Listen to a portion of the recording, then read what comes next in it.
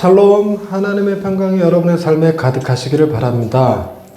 여러분, 하나님이 지금도 살아계시다고 믿으십니까? 우리가 그 하나님의 살아계심을 믿지 아니하면 지금 우리가 하는 이 행위가 세상에서 가장 어리석은 짓이 되고 말 것입니다. 존재하지 않는 신에게 경배한다. 아무 의미 없죠. 존재하셨으나 지금은 계시지 않는 신에게 예배한다. 그것도 우스운 얘기가 될 것입니다. 그런데 한편으로는 정말로 하나님이 살아계시다고 믿는데 이렇게 예배하는 것은 옳으냐? 우리의 복장, 자세, 태도 이런 것들도 사실 엄밀한 의미에서 하나님이 살아계시다고 믿는 거 맞아? 하는 의심을 갖게 만들기도 하죠.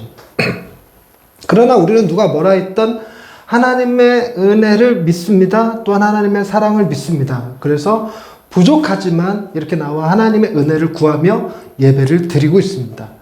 또 한편으로는 우리가 예배 드리는 것 자체가 하나님의 은혜의 결과임을 고백하는 사람들이기도 하지요. 하지만 세상 사람들은 하나님이 과연 계시냐? 그리고 그 하나님이 지금 살아계시냐? 라는데 여러 가지 의문들을 던집니다. 질문들을 하죠. 세상에 많은 것들이 신이 있음을 보여줍니다. 그래서 예전 사람들은 신에 대한 개념이 모두에게 다 있었는데 그 개념은 우리가 이 공기를 대하는 개념과 비슷했어요. 신의 존재는 의심할 여지가 없었고 항상 우리 곁에 있으며 우리 삶의 목적을 주고 의미를 부여하는 존재라고 믿어왔었죠. 하지만 이런 믿음에 금을 가게 만든 것이 과학혁명이었습니다. 달을 관찰하고 태양을 관찰하면서 그동안 종교적으로 믿어져 왔던 천동설이 거짓임이 밝혀지고 지동설이 진리인 것처럼 진리로 발표되면서 어쩌면 신이 없을 수도 있다라는 생각을 가지게 만들었죠.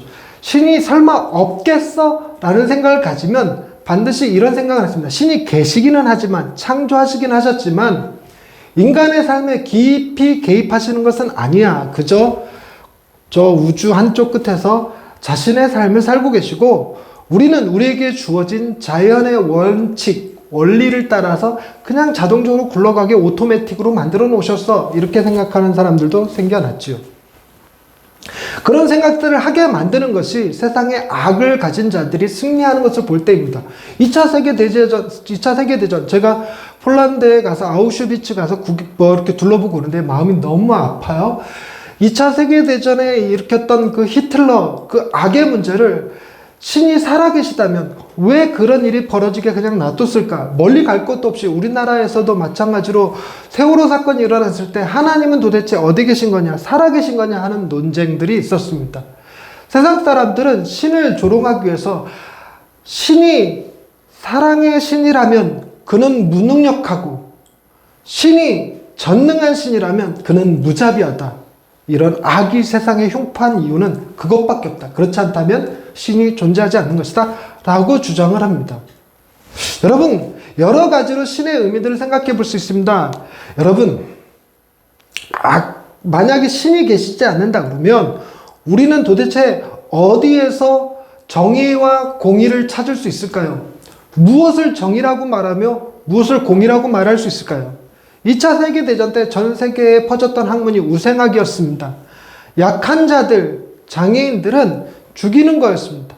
뿐만 아니라 범죄자들도 생식 기능을 수술해버리면서 더 이상 자녀를 낳지 못하게 만드는, 그래서 강한 자들, 선한 자들, 능력자들만 세상에 자손을 퍼뜨리자라고 했던 것이 우생학이었습니다. 그것을 잘못됐다라고 말할 수 있는 근거가 그 세상에 없었어요. 근데 지금은 우생학은 잘못된 거라고 얘기합니다. 도대체 그 근거가 어디서 나옵니까? 세상 하늘 아래 인간이 가장 존귀하다고 얘기합니다. 인간이 가장 뛰어난 존재는 아니지만 그러나 인간이 가장 존귀한 존재라고 얘기합니다. 그래서 인간은 다른 어떤 것과는 달리 식물인간이 되었어도 인간의 존엄성을 지닙니다. 총에 맞아서 쓰레기더미에 버려지지 않을 수 있는 유일한 권리, 천부인권을 가진 존재가 바로 인간들입니다. 뭘 근거로 그런 얘기를 할 수 있을까요? 자연을 살펴보면 약육강식입니다. 우리의 DNA만 살펴봐도요, 이기적인 유전자 개념, 좀 어려운 개념이긴 하지만 그래도 그런 말이 있다는 것 정도는 아시죠? 그러니까 이기적인 유전자가 자기의 자손을 멀리 퍼뜨리는 법입니다. 그런데 왜 인간 사회에서만 강한 자가 약한 자를 돌보고 섬기고 그들의 생명을 지켜줘야 하는 겁니까? 그 근거를 도대체 어디서 찾을까요? 그 근거를 찾을 수 있는 유일한 길은 바로 종교입니다. 신이 없다라고 말은 하지만 공산주의권에서도 절대로 신을 인정하지 않죠. 종교는 아편이다라고 주장하는 공산주의권에서도 그들이 법을 세우기 위해서는 유학생들을 미국으로 보내서 기독교를 공부시킨다고 합니다. 오로지 기독교에서만, 종교에서만 인간의 권리를 주장하고 평등을 주장하고 강한 사람이 약한 자를 섬기고 하는 개념들을 차용할 수 있죠. 즉 신이 없다고 주장하는 사람들, 신이 있어도 우리 삶에 개입하지 않는다라고 주장하는 사람들조차도 실제 삶에 있어서는 신이 있어야지만 말이 되는 세상을 살아가고 있고, 그런 신이 있는 세상에서 만들어진 개념들을 그냥 갖다 쓰고 있습니다. 왜 그렇게 생각하냐고 물으면 그냥 당연한 거 아니에요? 이러고 말아요. 왜 인간이 다른 어떤 짐승들보다 더 소중합니까? 왜 병든 사람을 그냥 내버려 두면 안 됩니까? 당연한 거 아니에요? 이렇게 얘기합니다. 당연하지 않습니다. 지금 이슬람권만 해도요, 여성의 인권은 개무시당하고 있죠. 이런 표현이 맞을 정도로 무시당하고 있죠. 그런 그 나라의 문화라고 그냥 그러고 말아버릴 겁니까? 문화 상대주의. 그러니 그들은 그들대로 옳고 우리는 우리대로 옳아. 우리는 문화 절대주의자들 아니에요. 우리도 문화 상대주의예요. 그걸 주장하는 게 보신탕은 우리 문화지. 상대적인 거지 절대적인 거 아닙니다. 그래 놓고 여자들은 운전면허 못 따게 하는 사우디의 문화를 보고 열등한 문화라고 얘기할 수 있을까요? 그냥 상대적일 뿐이죠. 그렇지만 우리는 왠지 이상하게 매 맞고 살아가는 여성들 옳지 않다고 생각합니다. 북한의 인권을 잃어버리고 살아가는 주민들 옳지 않다고 생각합니다. 그 근거가 도대체 어디서 나오느냐는 거예요. 신에게서 나온다는 거죠. 신. 그러니 그 신을 인정하지 않고 신이 있는 세상에 살아가는 얹혀 사는 사람들이 되는 신을 인정하고 그 신께 감사하고 그 신께 예배하는 삶이 훨씬 더 나은 삶일 것은 분명합니다. 근데 우리가 믿고 섬기는 그런 신은 어떤 신일까요? 여러분, 세상에 신이 존재한다면 늘 모든 사람들이 생각하기에 악은 진멸되어야 된다고 생각합니다. 악은 진멸되어야 된다. 예, 당연합니다. 신이 계시다면 신 앞에서 악이 설 수 없어요. 악은 반드시 무너져야 합니다. 악은 반드시 무너져야 돼요. 근데 지금 우리가 사는 세상에 악이 여전히 남아있으니까 우리의 생각은 뭐라고 그러냐면 인간이 죽으면 신 앞에 서서 반드시 심판받을 것이라고 믿는 거죠. 그래서 신은 악을 결코 용인하지 않을 것이라고 생각합니다. 여러분, 신은 악을 용인하지 않는다. 신은 죄를 용납하지 않는다. 이 말을 믿으십니까? 이게 신에 대한 가장 기본적인 개념입니다. 그러면 그 신은 아주 악한 사람만 멸하고 약간 악한 사람들은 용서해 줍니까? 그 신은 온 삶이 죄로 점철된 사람들은 심판하고 가끔씩 거짓말 한마디 하고 가끔씩 돈 조금씩 훔쳤던 사람들에 대해서는 그냥 용서해 준답니까? 그건 신이 아닙니다. 신이 있다면 죄는 그 어떤 것도 타협하지 않고 악은 그 어떤 것도 조금 더 허락하지 않습니다. 여러분, 신이 없어서 약육강식의 사회가 되는 것은 우리에게 너무 비참한 사회예요. 그래서 신이 반드시 있어야 됩니다. 그런데 그 신이 계시다면 나조차도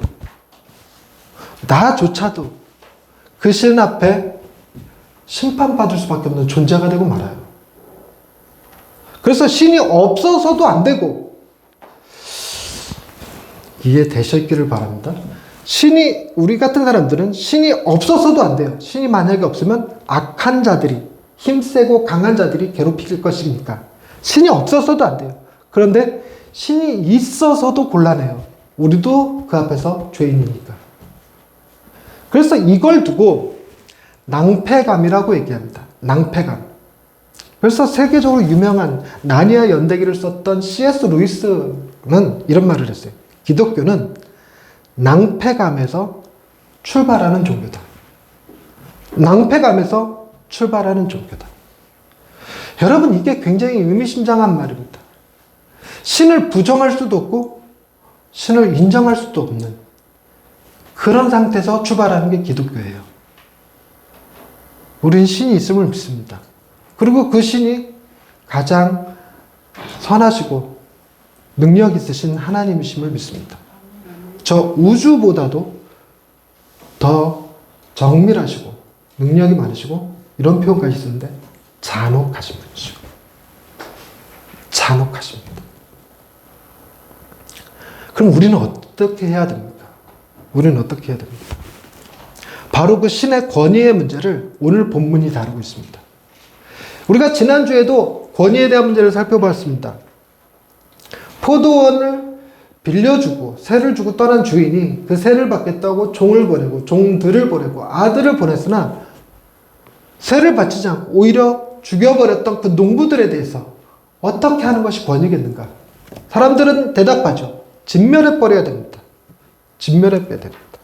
오늘은 또 다른 비유입니다. 예수께서 다시 비유로 말씀하십니다. 혼인잔치죠. 혼인잔치. 그런데 2절 말씀을 가만히 보시면 이 비유는 무엇을 설명하고자 함인지를 얘기해 줍니다. 천국이요. 천국. 천국은 혼인잔치입니다. 그런데 천국에 대한 이야기를 펼치면서 여기에 잔혹동화 같은 이야기들이 등장하죠. 지난주에는 주인이 와서 그 종들을 죽여버렸다는 내용은 나오지 않았습니다. 그래야 될 거라고 생각하는 사람들의 이야기만 있었죠. 그러나 그 사건을 통해서 우리는 권위가 그렇게 심판의 개념으로도 쓰이지만 사랑의 개념으로 접근하면 또 다른 해석이 나올 수 있다고 말씀을 드렸습니다. 근데 오늘은 그 진멸하는 내용이 나와요. 종들을 보냈더니 사람들이 다 오기를 싫어합니다. 청한 사람들이 오기를 싫어합니다. 왜 싫다고 그러냐면 밭에 가야 되고 사업해야 되고 결혼했으니까 못 온다고 얘기합니다. 이거 모르는데 애들 그 노래로도 만들어져 있는데 다 기억하시나요? 명문주일학교 나오신 분들은 이거 기억하시죠? 제가 지금 가사는 생각나는데 음이 생각이 안 나서 못 부르고 있습니다. 그랬더니 7절 말씀입니다. 7절 말씀. 임금이 노하여 군대를 보냅니다. 아우 시원해. 지난주에는 이 군대를 보내는 게 없었어요.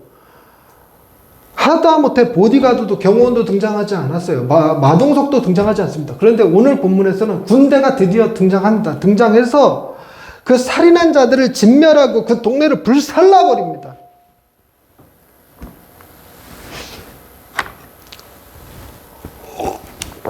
그런데 그 동네가 여기서 7절 말씀에서 동네가 단수인 것 같습니까? 복수인 것 같습니까? 단수죠, 단수. 그 동네들이 아니라 동네를 불사르죠. 그래서 지금 이 설정 자체가 임금이 모든 동네에 종들을 보냈는데 그 종들이 죽임당했다. 그래서 왕이 열받아서 그 동네들을 다 진멸해버렸다. 그럼 나라가 바로 설 수 없습니다. 그죠? 그러니까 느낌이 지금 표현이 어떻게 되는 거냐면 한 나라에 왕을 싫어하는 동네가 있어요. 그걸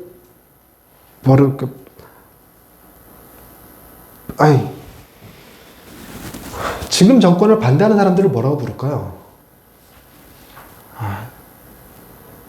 그냥 야당이라고 해보십시다. 저 야당 동네가 있어요. 마을이 생각이 안 나, 지금. 이따 설교 끝나고 나면 생각날 거예요. 반군 세력? 맞아.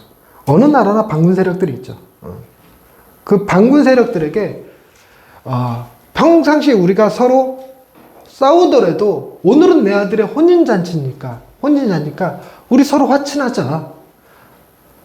그냥 와서 식사나 좀 함께 하고 가라. 이런 분위기였던 것 같아요. 굳이 만들자면 그렇습니다. 그런데 여러분, 반군들이요. 그 말을 듣고 그 혼인잔치 가겠습니까? 가려면 신뢰가 있어야 되는데, 신뢰가 있었으면 반군으로 살겠습니까? 왕을 못 믿으니까 반군으로 살았지. 틀림없이 혼인잔치 불러놓고 비무장된 상태로 우리가 가면 죽이려는 거 아닐까? 우리 지도자들을 제거하려는 목적으로 지금 우리 동네에 특별히 초청장을 보내고 있는 거 아닐까? 이런 생각 할 만하죠. 그러니까 이 사람들이 처음에는 거절했습니다. 근데 농사 지어야 된다. 소를 샀으니까 한번 시험해 봐야 된다. 거절합니다. 그런데도 종은 거절하는 걸 끊임없이 끝까지 이렇게 왕의 청을 전합니다. 귀찮잖아요. 죽여버렸어요. 그랬더니 왕이 군대를 보내서 진멸해버렸다는 것이죠. 진멸해버렸으나 표현에 의하면 다 죽이지는 않은 모양입니다. 진멸이란 단어는 싹 죽이는 걸 말하는데 여기서는 살인한 자들만 죽였어요. 살인한 자들만. 아마 지도자들만 죽여버린 것 같아요. 그리고 난 다음에 종들에게 다시 보내서 아무나 데리고 와라. 그 동네에 가서 아무나 데리고 와라. 선한 사람도 괜찮고 선한 사람은 당연히 괜찮겠지. 악한 사람도 괜찮다. 나쁜 사람들도 괜찮다. 장애인도 괜찮다. 다리 저려도 괜찮고 앞을 보지 못해도 괜찮고 다 데리고 와라. 이렇게 청한 모양입니다. 그래서 사람들이 다 왔어요. 안 올 수가 없지요. 왕이 지금 군대를 한번 보내서 그의 능력을, 권위를 보여줬으니까 겁이 날 법도 합니다. 모였습니다.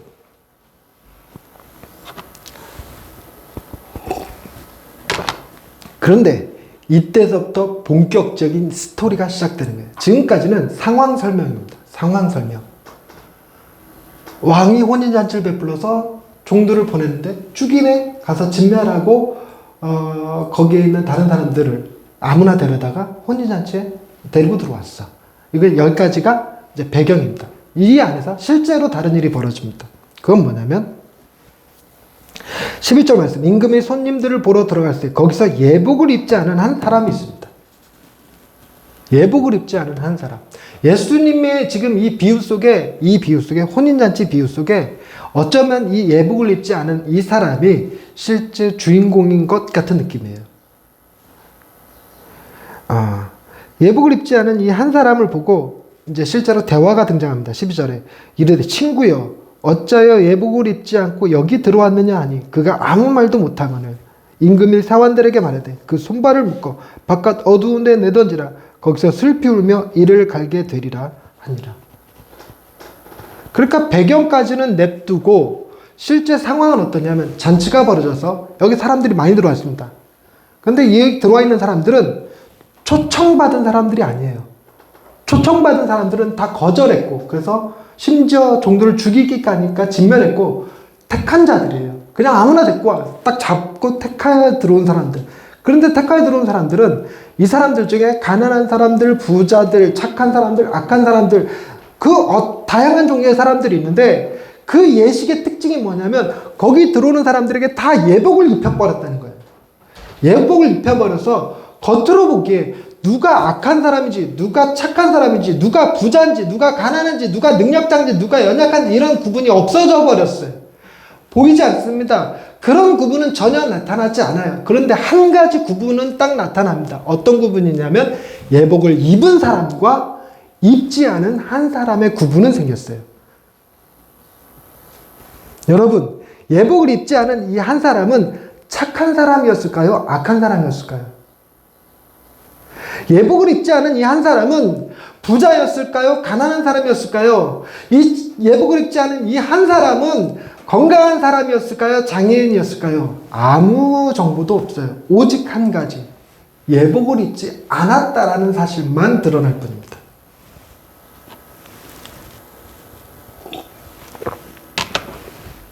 여러분, 오늘 본문이 권위에 대한 이야기이지만 동시에 천국에 대한 이야기라고 처음 서두에 말씀드렸습니다. 권위에 대한 이야기지만 동시에 천국에 대한 이야기입니다. 여러분이 상상하는 천국에서 이런 일이 벌어졌다면 혼인잔치가 벌어졌는데 이 잔치자리에 들어온 사람들 중에 한 사람이 예복을 입고 있질 않아요. 근데 지금 비유가 무슨 비유냐면 천국에 대한 비유입니다. 천국에 대한 비유. 그럼 이 예복을 입지 않은 이 사람을 어떻게 하는 게 천국일 것 같습니까? 용서하는 게 천국일 것 같습니까? 심판하는 게 천국일 것 같습니까? 용서하는 게 천국 같지 않습니까? 심판하는 건 지옥 같지 않습니까? 그런데 본문은 천국에 대한 비유라면서 그 혼인 예복을 예복을 입지 않은 그 한 사람을 심판하는 내용으로 기록되어 있어요. 심판하는 내용. 뭐라고 되어 있죠? 임금이 사환들에게 말하되 그 손발을 묶어 바깥 어두운 데에 내던지라. 거기서 슬피 울며 이를 갈게 되리라 하니라. 그러면서 이야기는 끝이 나고 주님이 이 이야기의 결론 14절 말씀을 말씀하시죠. 14절 말씀 같이 읽겠습니다. 시작. 청함을 받은 자는 많되 택함을 입은 자는 적으니라.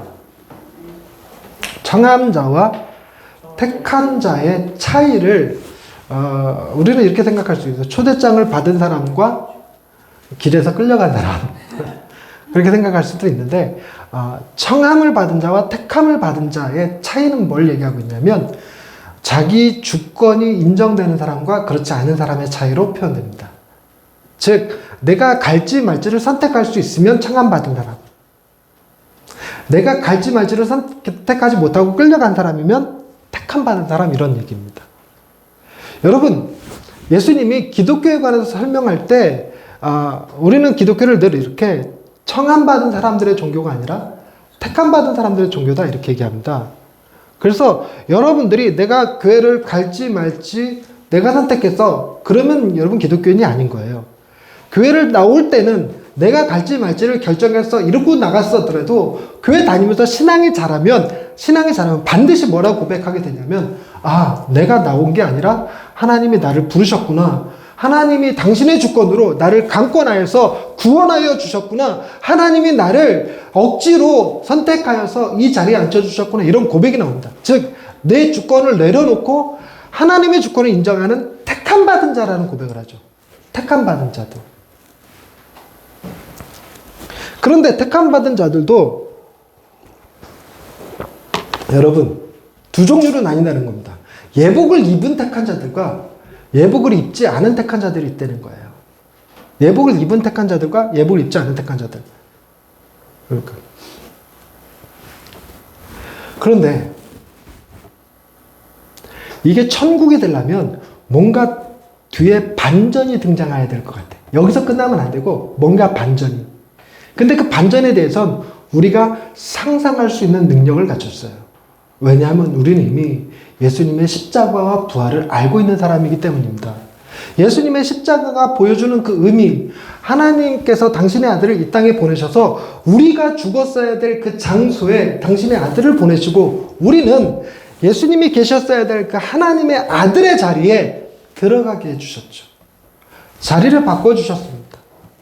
우리의 죄의 문제는 예수님이 해결하셨고 예수님의 선한 삶은 우리에게 덧입혀 주셨죠. 그래서 우리는 그 예수님의 선한 행위로 덧입혀진 것을 예복이라고 하는 이미지로 많이 씁니다. 그래서 예수님의 의의 옷을 덧입은 자들. 그래서 나는 행한 것이 선한 것이 아무것도 없지만 내가 살아오면서 악밖에 행한 것이 없지만 그럼에도 불구하고 하나님의 아들로서 천국의 백성으로서 천국의 상속자로서 살아갈 수 있게 해주신 것, 그것은 예수님의 의로운 예복을 우리에게 입혀주셨기 때문이라고 믿습니다. 그래서 그 결론을 알아요. 오늘 본문은 결론이 빠졌습니다. 다시 한번 13절 말씀을 볼게요. 임금이 사환들에게 말하되 그 손발을 묶어 바깥 어두운 데에 내 던지라. 거기서 슬피 울며 이를 갈게 되리라. 미래형이죠. 아직은 진행되지 않았습니다. 그냥 이렇게 심판만 딱 선포된 거예요. 사환들에게 얘 내쫓아. 어두운데 그냥 슬피 울며 이를 갈게 해. 하고 심판만 딱 선고됐고 그게 집행되진 않았어요. 지금 집행되지는. 예수님이 이걸 천국의 비유로 표현하실 때 이런 얘기를 하시는 거예요. 니들의 상태가, 바리새인과 장로들 지금 예수님한테 네가 무슨 권위로 이런 일을 행하냐 라고 묻는 그들에게 주님이 너희들의 상태가 어떤 상태일 것 같냐? 일단 이스라엘 백성들은요, 장로나 바리새인들은요, 선민 사상이 굉장히 강합니다. 자기네들은 택함 받은 백성이라고 그래요. 그렇기 때문에 청함을 받은 자는 아닙니다.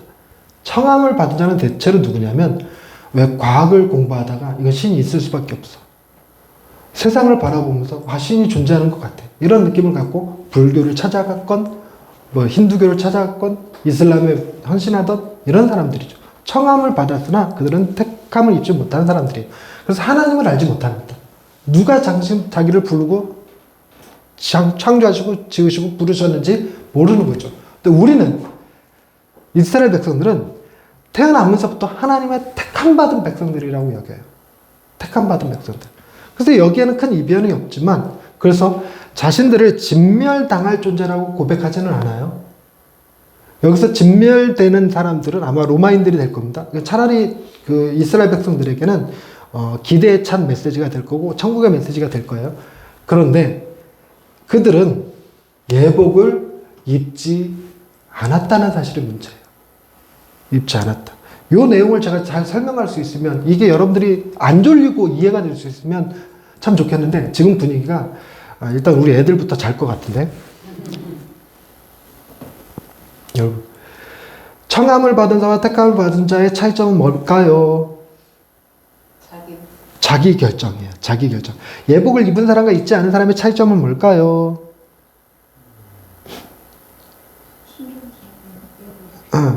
자기 거냐 남의 거냐의 차이입니다. 예복은 남의 거. 안 입고 간 거는, 그렇다고 옷을 벗고 간 건 아니에요. 홀딱 벗고 나체로 간 건 아니니까 자기 옷을 입고 왔어요. 마치 뭐가 같냐면, 자기 옷도 예복 혼인잔치에 들어가기에 괜찮은 옷이라고 느끼는 거예요. 자기 옷도.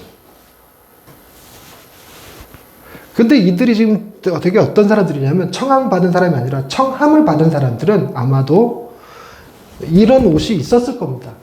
근데 택함을 받은 사람은 길거리에서 잡아왔기 때문에 있어도 집에 있지 잡혀올 당시에는 없었을 거예요. 그런데 잡혀와도 괜찮았던 거는 그들이 입을 예복이 준비되어 있었습니다. 그런데 유독 어떤 사람이 있었냐면, 내가 평상시 입고 다니는 옷이 괜찮다라고 느끼는 거예요. 예식장에 가기에 괜찮다라고 느끼는 겁니다. 바리새인들과 장로들이요, 언제 하나님 앞에 가도 자기들의 선한 행위가 구원받기에 합당하다라고 믿는 이들이에요. 율법을 철저하게 지켰고 금식도 했고 11조도 했고, 그러니 나는 예수님의 의의 옷 따위 필요 없어, 내 옷도 괜찮아 라고 생각하는 사람들에 대한 상징이에요. 상징.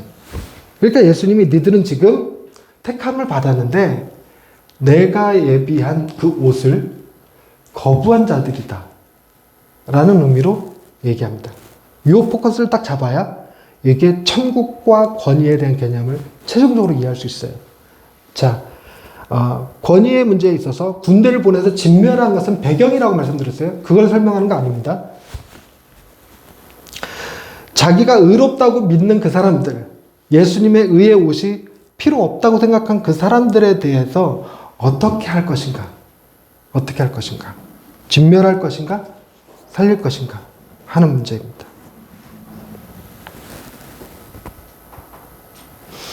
그래서 얘기는 여기서 끝났어요. 심판이 선포된 상태에서. 그리고 나머지는 주님이 몸소 보여주시죠. 이후에 십자가를 지시고 부활하시고 이 사람 상황들을 거쳐서 몸소 보여주십니다. 자, 그래서 제가 설교를 잘 했는지 못했는지, 그동안 제가 설교하면서 그 핵심을 여러분이 잘 잡고 있는지 못하고 있는지, 이 질문에 답이 나오느냐 안 나오느냐. 그래서 답이 나오면 제가 왠지 뿌듯하게 설교를 마칠 수 있을 것 같고, 답이 안 나오면 제가 조금 마음이 찜찜하게 설교가 끝나지 않을까 싶은 생각이 들어요. 어찌됐건 답을 좀 유도해 보겠습니다. 이 사람은 심판받지 않습니다. 심판이 선포됐지만 누가 대신 받았을까요? 예수님이 받으셨어요. 그러니까 이 비유상에 의하면 임금님의 아들이 받아요. 이 비유는 아들의 본인잔치였습니다. 임금님이 자기 혼인잔치에 사람들을 부른 게 아니라 자기 아들의 혼인잔치에 부른 거예요. 근데 그 혼인잔치의 아들이라면 그 아들은 누구냐면 신랑이죠, 신랑. 신랑이 그 심판을 대신 받는 거예요. 그리고 이 사람은 다시 혼인잔치에 들어가겠죠. 혼인잔치에 들어가는데 질문은 바깥 어두운 데 떨어져서 혼자 슬피 울며 이를 갈게 되리라 했던 그 사람이 입게 될 옷은 무엇입니까? 이게 질문입니다. 나는 어제 설교 준비하면서 은혜가 되는 거야. 예수님의 의의 옷을 내가 입는다도 굉장히 큰 은혜가 됐지만 이 사람이 입게 될 그 옷이 굉장히 놀라움으로 다가와요. 이게 천국이구나. 이게 반전이구나. 이게 그 권이구나. 이게 우주를 창조하신 이가 베푸실 수 있는 축복이구나. 이런 느낌입니다. 바깥 어두운 데 슬피 울며 이를 갈게 될 그 상황에 놓인 이 사람이 반전을 겪어서 혼인잔치에 들어가는데 그때 입는 옷은 무엇일까요? 그 사람을 누구라고 생각하셔야 되냐면 이 사람이 바로 우리예요. 우리는 의의 옷을, 하나님의 의의 옷을 입고 하나님을 의지하고 자기 주권이 아니라 하나님의 주권을 믿고 살아가야 되는데 매 순간 우리 뜻대로 살잖아요. 우리 뜻대로. 내 뜻대로 살기 때문에 우리는 청함을 받았으나 쉽게 거절하는 사람이고 들어갔으나 예복 따위 거절할 필요 없다고. 나는 내 스타일이 있다고. 내가 옷이 좋은 옷이라는 게 아니라 나만의 스타일이 있는 법이라고 이러면서 이 청바지 딱에 찢어진 거에 필라 그 스포츠에 삼선 슬리퍼 딱 이건 나만의 힙합 스타일이라고. 요즘 임금님들은 힙을 뭘 모른다고 그러지? 이 시대에 힙한 것을 모른다고 이러면서 그러고 버티고 살아가는 게 우리예요. 그런데 놀랍게도 우리에게 베푸신 주님의 사랑은 그런 우리를 하나님이 심판하시려고 했는데 예수님은 우리를 구원하셨죠. 그래서 우리에게 놀라운 지위를 주시고 우리에게 놀라운 옷을 주셨습니다. 뭘까요? 아는 사람 거수. 일단 뭐는 아닐 거란 생각이 들죠? 질문의 의도상? 그것도 모르는구나. 아니, 옷인데 예복은 아니라고. 일반 예복은. 지금 거기 회중들이 다 입고 있는 일반 예복은 아니에요, 정답이. 우리가 예수님이 자기를 희생하셔서 그 일반 예복을 다시 입혀서 한번 용서해 줄 테니까 저 잔치에 들어가서 즐겨. 이런 수준이 아니에요. 이런 반전이 아닙니다. 이 정도 반전이. 어머, 설교를 끝내고 싶어, 나 지금. 누가 좀 대답 좀 해줘봐. 그러니까, 난 답이 쉽게 나올 줄 알았어. 근데 안 나오고 있어서 당황스러운데, 내가 하영이 너를 기대할게. 너는 답을 얘기해 줄 수 있을 거라고 생각하고. 자, 혼인잔치에는 누가 반드시 있어야 되는데, 한 사람이 지금 등장 안 하고 있어요, 이 본문에서. 신부 예복을 감사합니다. 이게 반전이라고요. 우리는 내 주장하면서 죽게 생겼는데 하나님의 심판 받아서 그때서야 큰일 났구나라는 생각을 가졌는데 놀랍게도 예수님이 오셔서 얘는 내 신부입니다. 일반 예복을 입을 필요가 없는 사람입니다. 그래서 신부복을 입혀주는 거예요. 그리고 들어가는데 어디에 앉히냐면 신랑 옆자리에 앉혀주는 거예요. 그게 절대의 권력을 가지신 분의 사랑이에요. 권위의 능력이고 그게 천국 비유입니다. 이 천국의 혼인잔치는 누구의 혼인잔치였는가? 바로 나의 혼인잔치였던 겁니다. 나의 혼인잔치. 이거를 예수님은 십자가와 부활로서 입증해서 보여주십니다. 여러분, 하나님은 여러분을 가장 아름다운 신부로 바라보고 계십니다. 기도하십시다. 하나님, 우리는 우리의 욕심을 따라, 우리의 생각을 따라 세상을 살아갑니다. 어쩔 때는 신이 없다고 생각하고, 어쩔 때는 신이 우리에게 전혀 관계가 없다고 생각하며 살아갈 때가 많습니다. 하나님을 믿으며, 하나님께 순종하며, 하나님께 예배하는 삶을 살지만, 그럼에도 불구하고 예복 입기를 꺼려할 때도 참 많습니다. 나의 주장, 나의 스타일, 나의 성격, 나의 선택이 더 대단한 것이냐 착각하고 살아갈 때가 정말 많았습니다. 그래서 우리는 하나님의 심판 앞에 놓여 죽을 수밖에 없는 존재였지만 그런 우리를 너무나 사랑하셔서 우리를 대신하여 심판을 받으시고 우리를 신부로 삼아 혼인잔치에 앉혀주신 그 은혜를 기억합니다. 주여, 우리도 가장 아름다우신 우리의 신랑 되시는 예수님 바라보며 그 혼인잔치의 기쁨과 즐거움을 가지고 이 세상을 살아갈 수 있게 해 주옵소서. 이 세상에 살아가는 그 누구보다 가장 설레고 가장 기쁜 마음으로 살아갈 수 있는 예양의 식구들 되게 해 주옵소서. 예수님의 이름으로 기도드립니다. 아멘.